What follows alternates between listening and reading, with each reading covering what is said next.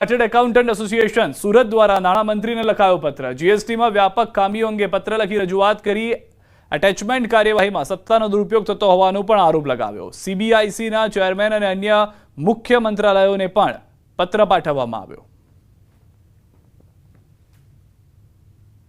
પરિપત્ર એટલે લખવાની જરૂર પડી કે આ જાણે એક વેક્સિન હોય એમ દર 3 મહિનેનો જે અસર છે ઓછી થતી જાય છે। લેટર અમે અગાઉ 2 વાર લખ્યા હતા, ગયા વર્ષે જાન્યુઆરીમાં અને ઓગસ્ટમાં। ત્યારે ઘણું બધું સારું અને સીધું થઈ ગયું હતું, પણ રાજ્ય સરકારની અંદર જે આ બધું વસ્તુઓ આવી રહી છે, જે દૂષણો આવી રહ્યા છે, તે પોલિસીના મેટર છે। સમાચાર રાજ્યમાં ચોમાસાના માહોલ વચ્ચે ગાંધીનગરમાં બેઠક। એસીએસ રેવન્યુ જયંતિ રવિના અધ્યક્ષસ્થાને મળી બેઠક। ભારે વરસાદની આગાહી વચ્ચે પ્રી મોન્સૂન પ્લાન અંગે ચર્ચા। સંબંધિત વિભાગોની તૈયારી અંગે બેઠકમાં સમીક્ષા। મહાનગરપાલિકાની તૈયારીઓની અંગે પણ સમીક્ષા કરી। પાણી સંભાળીને વાપરજો। ભાવનગરમાં કાલે 40% વિસ્તારમાં પાણી કાપ। નાવડા ખાતે શટડાઉનને લઈને પાણી કાપ। તમામ પમ્પિંગ સ્ટેશન બંધ રહેવાને કારણે પાણી કાપ। તરસમિયા, તખ્તેશ્વર, નારી ફિલ્ટર આધારિત વિસ્તારોમાં પાણી કાપ। અકવાડા, ઘોઘા રોડ, કાળિયાબીડ, ઘોઘા સર્કલ, ચિત્રા સહિતના વિસ્તારોમાં આવતીકાલ રહેશે પાણી સપ્લાય ઠપ। તો ભાવનગરથી આ મહત્વના અને મોટા સમાચાર કે જ્યાં આગળ પાણી ફિલ્ટરને લઈને આ પરિસ્થિતિ થઈ હોવાની જાણકારી છે। પાણી કાપ આપવામાં આવ્યો છે, જે અનેક વિસ્તારોમાં પાણી સપ્લાય જે છે તે ઠપ રહેશે। ફરી એક વખત આપને જણાવી દઈએ કે જે શટડાઉનને લઈને કામગીરી છે, તમામ પમ્પિંગ સ્ટેશન બંધ રહેવાને કારણે તરસમિયા, તખ્તેશ્વર, નારી ફિલ્ટર આધારિત વિસ્તારમાં પાણી કાપ છે। ફિલ્ટર આધારિત વિસ્તારોમાં પાણી કાપને લઈને શું વધુ માહિતી છે? ન્યૂઝ 18 સંવાદદાતા નીતિન મેસે જોડાઈ ગયા છે। જે નીતિન, જે ચોક્કસ વાત કરીએ સિદ્ધાર્થ, તો જે ઉનાળાની ગરમીને લઈને શહેરમાં ફરી વખત જે પાણીના ટાંટિયા છે તે સામે આવ્યા છે। આવતીકાલે ભાવનગરના એવરેજ 40%નો જે વિસ્તાર છે ત્યાં પાણી કાપ રહેશે।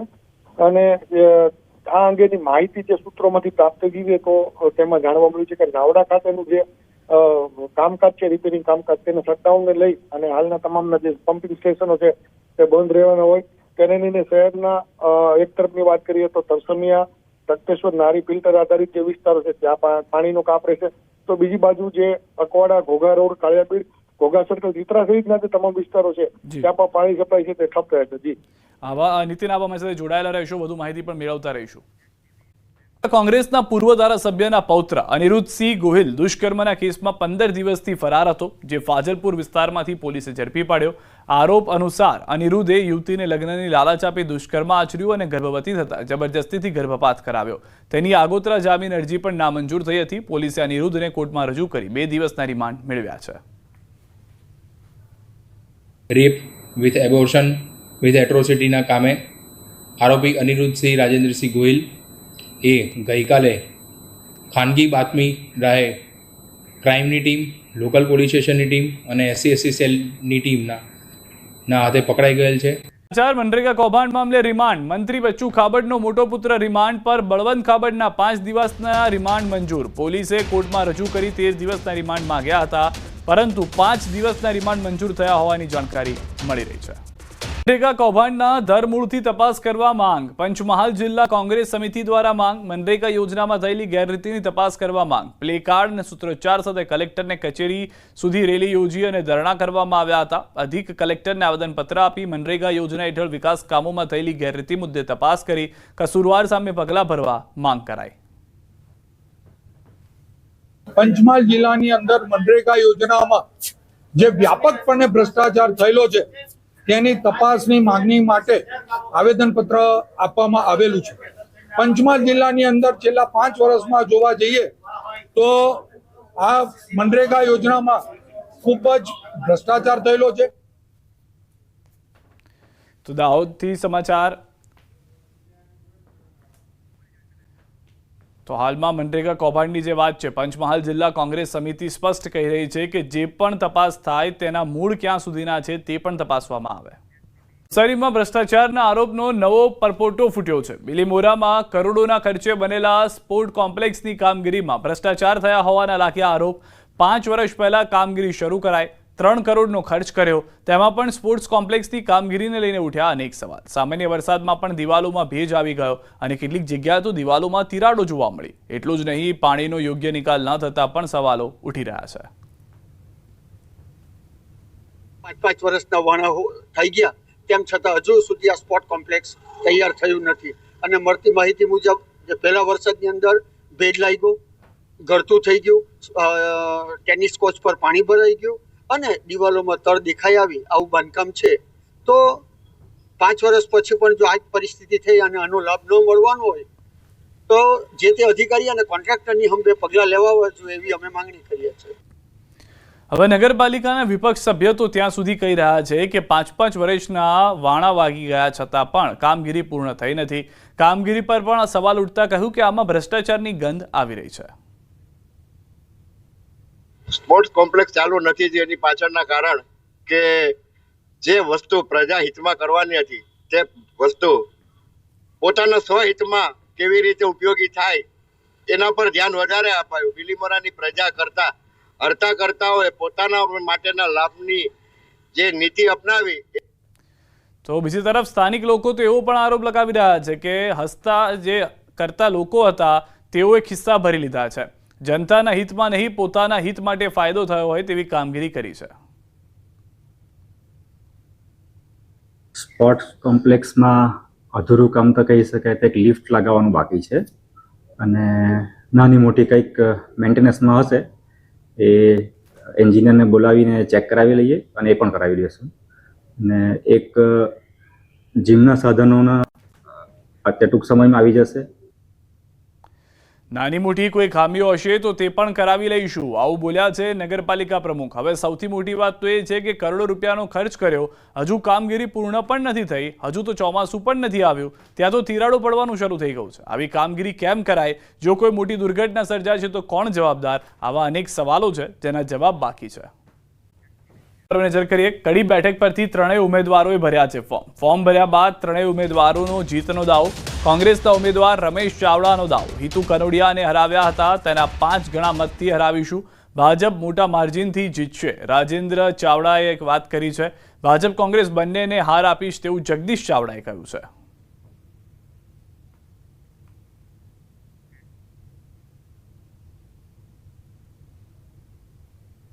આ વ્યક્તિ છે એ નીચેના કોઈ ગ્રાસરૂટના કોઈ માણસ સાથે જોઈન્ટ છે નહીં, એ જોડાયેલા નથી કોઈની સાથે. એટલે અમને તો મને લાગે કે હિતુ કનોડિયા જેટલા મતથી હાર્યા એનાથી 5 ગણા મતથી હારી જશે એવી મને ખાતરી. અમે રણનીતિ બનાવીશું એવી કે જેથી ભાજપની જીત થાય અને ભાજપની જીત થશે એવો મને પૂરો વિશ્વાસ. કેટલે વોટથી જીતશો? લગભગ મારો અંદાજ તો છે કે 1 લાખ વોટથી જીતો. હું આ બંનેને હરાવી દેવાનો છું, આ મારું કહેવાનું છે. કેટલા વોટથી? કંઈક રોડ મેપ તો નક્કી હશે ને. એ આવનારો સમય જો હાર અને જીત અને આંકડો એ જ પદ્ધતિસર પ્લાનિંગ સર કહી શકે કે જેના કંઈક ગણિત હોય. સગીરા અપહરણ કેસમાં થઈ શકે મોટા ખુલાસા. પોલીસે 3 લોકોની કરી ધરપકડ. પાડોશી દંપતીએ સગીરાને લલચાવી ફોસલાવી રાજસ્થાનના યુવક સાથે લગ્ન કરાવી દીધા હોવાનું આવ્યું સામે. જોકે એવા પણ આરોપ લાગી રહ્યા છે કે આરોપીઓ રૂપિયા લઈને સગીરાનું લગ્ન કરાવ્યા હતા. આ મામલે વનરાજ સહિત 4 લોકો હાલ ફરાર છે અને તેમની તપાસ કરવામાં આવી રહી છે. ફરિયાદીનું કહેવું એવું છે કે અમને જે આ સગીરભાઈની પોતાની દીકરી છે ને એને કોઈ રીતે લલચાવી અને પોતાના વિશ્વાસમાં લઈ અને એને લગ્ન એણે કરાવી દીધા હતા. લગ્ન ધાર્મિક વિધિ પ્રમાણે સુધામાતાનું મંદિર છે, રાજસ્થાનમાં આવેલું છે, ત્યાં કરેલા છે. કાયદેસરના લગ્ન કરેલા નથી. મહારાષ્ટ્ર લોન કૌભાંડમાં સુરતની મહિલા ફસાઈ. ગરીબ મહિલાના નામે 6 લાખની લોન લીધી. નાસિક સાયબર ક્રાઇમ તપાસ માટે સુરત આવી. તપાસના નામે મહિલાને ઉડાવી લીધી. પરિવારની આજીજી છતાં પોલીસ જે હતી તે માની નહીં.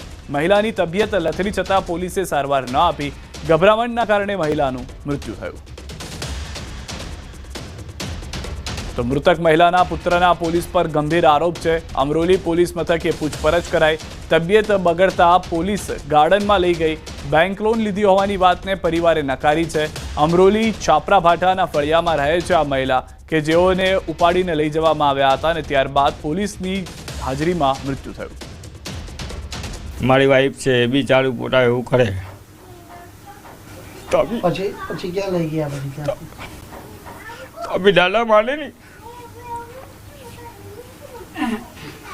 દાદાને કીધું એમ કે ગાર્ડનમાં કીધું, ગાર્ડનમાં લઈ ગયા. તો ગાર્ડનમાં લઈને મેં દાદાને કીધું 1 કલાકનો સમય આપો મને, તમે મારું ઘર બી જોયું.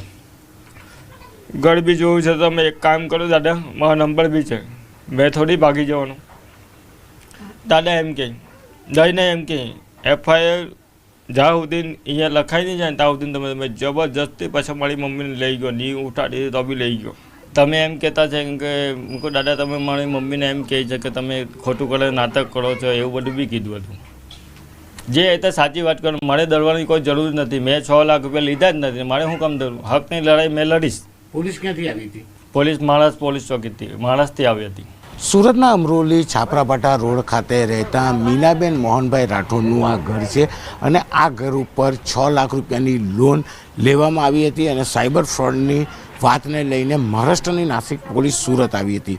જો કે આવતાની સાથે જ મહિલાને પોલીસ સ્ટેશન લઈ જવામાં આવે છે, પૂછપરછ શરૂ કરે છે. ત્યાં મહિલાની તબિયત લથડે છે. તેમનો દીકરો અવારનવાર પોલીસને કહે છે કે માતાની તબિયત બગડી છે, તેમની સારવાર કરાવો, પણ પોલીસ એકની બે ના થઈ અને આ મહિલાની પૂછપરછ ચાલુ રાખી હતી. અંદાજિત 2 થી 3 કલાકની પૂછપરછ બાદ જ્યારે આ મહિલાની તબિયત લથડી ત્યારે 108 દ્વારા તેમનો પરિવાર મેડિકલ હોસ્પિટલ એટલે કે સ્મીમેર હોસ્પિટલ ખાતે સારવાર માટે લઈ ગયા હતા અને ત્યાં સારવાર શરૂ થાય તે પહેલાં જ મીનાબેનનું મોત થયું હતું. જો કે મહારાષ્ટ્રની પોલીસ આવી અને પૂછપરછ દરમિયાન માનવતા નેવે મૂકી તબિયત બગડતા તેમને સારવાર આપવાની જગ્યા પર માત્ર પૂછપરછ કરતી રહી અને મહિલાનું મોત થયું. મહારાષ્ટ્રના નાસિકમાં 6 લાખ રૂપિયાની બેંક લોન કૌભાંડની લઈને પોલીસ તપાસ કરવા આવી હતી, પણ ઘર જોતા ખ્યાલ આવે છે કે મહિલાએ લોન લીધી નથી અને તેમના નામે મહારાષ્ટ્રમાં કોઈ લોન લીધી અને ફ્રોડ કર્યા બાદ પોલીસની તપાસ સુરત પહોંચી અને પોલીસ તપાસમાં પોલીસની બેદરકારીએ તબિયત લથડી અને મહિલાને મોતને ભેટો થયો. કોરોનાએ પકડી રફતાર. અમદાવાદમાં કોરોનાથી 2 લોકોના મોત થયા. અમદાવાદમાં 24 કલાકમાં 50 કેસ નોંધાયા. શહેરમાં કોરોનાના કુલ 197 એક્ટિવ કેસ છે. અત્યાર સુધી કુલ 270 કેસ ચાલુ સિઝનમાં નોંધાયા છે. કુલ કેસમાંથી 72 ડિસ્ચાર્જ થયા છે, જ્યારે 197 કેસ એક્ટિવ છે. મધ્ય ઝોનમાં 4, પશ્ચિમ ઝોનમાં 53, ઉત્તર પશ્ચિમ ઝોનમાં 61, દક્ષિણ પશ્ચિમ ઝોનમાં 37, ઉત્તર ઝોનમાં 4, પૂર્વ ઝોનમાં 16 અને દક્ષિણ ઝોનમાં 22 કેસ નોંધાયેલા છે. અમદાવાદમાં જે કોરોના વકરી રહ્યો છે, 24 કલાકમાં 50 કેસ નોંધાતા એ વાત તો સ્પષ્ટ છે કે હજી પણ તમામ લોકો તકેદારી નથી રાખી રહ્યા. ખાસ કરી અને જે સોશિયલ ડિસ્ટન્સિંગની સાથે માસ્ક પહેરવાની વાત હતી તેનો અભાવ હાલમાં મુખ્ય કારણ માનવામાં આવી રહ્યું છે કે લોકો માસ્ક પણ નથી પહેરી રહ્યા, મોટી સંખ્યામાં ભીડમાં ભેગા થઈ રહ્યા છે, જેના કારણે આ પરિસ્થિતિનું નિર્માણ થયું હોવાનું માનવામાં આવી રહ્યું છે. તો અમદાવાદમાં 24 કલાકમાં 50 કેસ જે નોંધાયા છે તેમાં કુલ 197 એક્ટિવ કેસ શહેરમાં હવે થઈ ગયા છે, જે 50 કેસ વધારે નોંધાયા તેના કારણે અને કુલ કેસનો આંકડો 270 પહોંચી ગયો છે.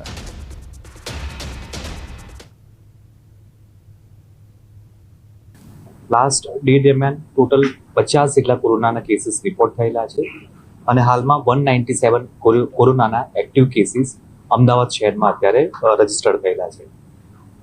હાલમાં આજ સવારના રોજ 18 વર્ષની એક મહિલાનું LG હોસ્પિટલમાં મરણ થયું છે, જે કોવિડ પોઝિટિવ આવેલા હતા. આ પ્રાથમિક માહિતી અત્યારે મળેલી છે અને હાલમાં તેની એક તપાસ કરવામાં આવી રહી છે. શહેરની મુખ્યત્વે આ 3 હોસ્પિટલમાં અને પ્રાઇવેટ હોસ્પિટલમાં જે કોઈ શંકાસ્પદ પેશન્ટ જણાય છે તે લોકોના ટેસ્ટિંગ અને ટ્રીટમેન્ટ સારવારની કાર્યવાહી હાલમાં કાર્યરત કરવામાં આવેલી છે. તો અમદાવાદમાં વકરી રહ્યો છે કોરોનાથી અમદાવાદમાં 2ના મોત થયા છે. દાણી લીમડામાં કોરોનાથી મહિલાનું મોત થયું છે. 47 વર્ષીય મહિલાને LG હોસ્પિટલમાં દાખલ કરવામાં આવી હતી. આ તરફ LG હોસ્પિટલમાં સારવાર ચાલી રહી છે. 18 વર્ષની યુવતીનું મોત થયું હતું. સારવાર દરમિયાન 24 કલાકમાં કોરોનાના 50 નવા કેસ. અમદાવાદમાં હાલ 197 એક્ટિવ કેસ જે છે તે જોવા મળી રહ્યા છે. આ તરફ વસરવા સિવિલ હોસ્પિટલમાં વધુ એક દર્દી કોરોના પોઝિટિવ થતા દાખલ કરવામાં આવ્યા છે. 74 વર્ષના વૃદ્ધને કોરોના પોઝિટિવ આવતા દાખલ કરવામાં આવ્યા. આ ઉપરાંત 8 મહિનાનું બાળક 3 દિવસથી ઓક્સિજન પર છે. બાળકને અન્ય બીમારી હોવાથી હજુ તે ઓક્સિજન પર જ છે. સિવિલ હોસ્પિટલમાં કુલ 3 દર્દી સારવાર હેઠળ છે. કોરોના અત્યારે આપણા માટે નવો નથી. છેલ્લા 4-5 વર્ષથી આપણે કોરોના સામે લડી રહ્યા છીએ. કોરોના ડેફિનેટલી વધી રહ્યો છે, પણ આપણે જે પ્રમાણે વાતાવરણ જોઈ રહ્યા છે ને જે બહારના દેશોમાંથી લાસ્ટ ટાઈમ પણ એ જ રીતે થયું હતું કે બહારના દેશોમાંથી જ માઇગ્રેટ થયા હતા અને અત્યારે પણ જેટલા કેસીસ જોઈ રહ્યા છો જે લોકો બહારથી આવેલા છે, જેમ કે ચીન છે, હોંગકોંગ છે, થાઈલેન્ડ છે, જે જગ્યાએથી માઇગ્રેટ થયા છે એ લોકો જ કોરોના સંક્રમિત કરી રહ્યા છે. કોરોના અત્યારે જ એ રીતે છે કે કોરોના જે રીતે આપણે પહેલાં બી વિચારતા હતા કે હાથ ના ધોવાથી, સોશિયલ ડિસ્ટન્સિંગ મેન્ટેન નહીં કરીએ અને આપણો હાથ જો નોઝ અને મોઢા પર જો નહીં જાય, જેમ કે આપણો હાથ હોય એ નાક અને મોઢા પર નહીં જાય, આ જ રીતે આપણે આને સંક્રમિત રોકી શકીશું. અને જે પહેલાં આપણે જે માસ્ક પહેરવાનું ભૂલી ગયા છે છેલ્લા 4-5 વર્ષથી, તો એ માસ્ક પહેરવાનું પણ આપણે શીખવું પડશે. સો મેઇન મુદ્દો એ છે કે માસ્ક પહેરવું પડશે, સોશિયલ ડિસ્ટન્સિંગ મેન્ટેન કરવું પડશે. જે લોકો દર્દી બહારથી આવે છે એનું પ્રોપર ટેસ્ટિંગ કરવામાં આવે તો આપણે આને સંક્રમિત રોકી શકીશું. પણ એવું તો નહીં થાય કે સંપૂર્ણપણે રોકી શકીશું. સો આપણી તકેદારી છે એ જ વધારે અત્યારે ઇમ્પોર્ટન્ટ છે. વાતાવરણમાં આજે પલટો આવ્યો છે. આજે જિલ્લાના કેટલાક વિસ્તારોમાં દિવસભર વાદળછાયું વાતાવરણ છવાયું હતું. બપોર બાદ ઉમરગામ અને આસપાસના વિસ્તારોમાં વરસાદ વરસ્યો હતો. ભારે ઉકળાટ અને ગરમીના માહોલમાં વરસાદ વરસતા વાતાવરણમાં ઠંડક પ્રસરી અને લોકોએ ગરમી અને બફારાથી રાહત અનુભવી હતી. વરસાદ વરસતા વાતાવરણમાં ઠંડક પ્રસરી હતી. પંથકમાં વરસાદી માહોલ. 2 દિવસ વિરામ બાદ અચાનક વરસાદી માહોલ. અનેક વિસ્તારોમાં પવન સાથે વરસ્યો છે વરસાદ. ટાવર બજાર, જારુલા વાગા, જૈન વાગા, એસટી ડેપો, રાધે કોમ્પ્લેક્સ વિસ્તારમાં વરસાદ. આસપાસના ગામોમાં પણ વરસાદી માહોલ. ઠાલનગર, કુક્કડ, જૂની માંગરોળ, વડજ, ચનવાડામાં પણ વરસાદ વરસી રહ્યો છે. સેમીફાઇનલની જેમ આઈપીએલની ફાઇનલ મેચમાં પણ વરસાદનું વિઘ્ન આવશે. અમદાવાદમાં આવતીકાલે પંજાબ અને બેંગ્લોર વચ્ચે રમાનાર આઈપીએલની ફાઇનલ મેચમાં વરસાદ વિલન બની શકે છે. હવામાન વિભાગે આગાહી કરી છે કે 8 જૂન સુધી ગુજરાતમાં વરસાદ પડશે. સૌરાષ્ટ્ર, કચ્છ, ઉત્તર ગુજરાત અને દક્ષિણ ગુજરાતમાં ગાજવીજ સાથે વરસાદ પડશે. સાથે જ આવતીકાલે આખો દિવસ અમદાવાદમાં વરસાદી માહોલ રહેશે. અમદાવાદમાં હળવાથી મધ્યમ વરસાદ પડવાની શક્યતા છે. कल का जो हमारा पूर्वानुमान है इसमें आइसोलेटेड जगह में लाइट टू मॉडरेट रेनफॉल है अहमदाबाद, और अहमदाबाद के लिए स्पेशली हम तो लाइट टू मॉडरेट रेन का पूर्वानुमान दिया हुआ है.